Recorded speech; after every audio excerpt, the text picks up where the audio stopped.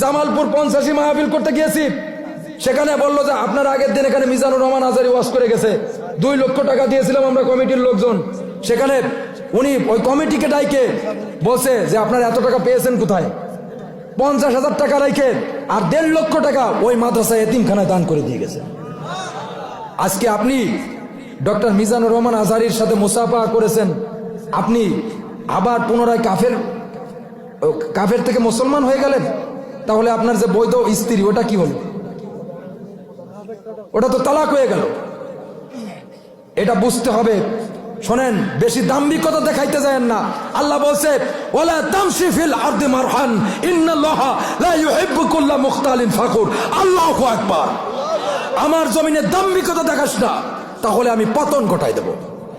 অহংকার করিস না, আমি ফেরাউনের মতো, নমরুদের মতো, হামানের মতো, আবু জাহেলের মতো পতন ঘটাই দেব। এমন জিনিসের মাধ্যমে পতন ঘটাবো কল্পনাও করতে পারবি না। এই জন্য আমার জমিন ওয়ালালাহুল খালকুল আম, সৃষ্টি আমার, আইনও চলবে আমার। আমার জমিনে বাড়াবাড়ি করিস না, থাপ্পড় মেরে জাহান্নামে পাঠাই দেব।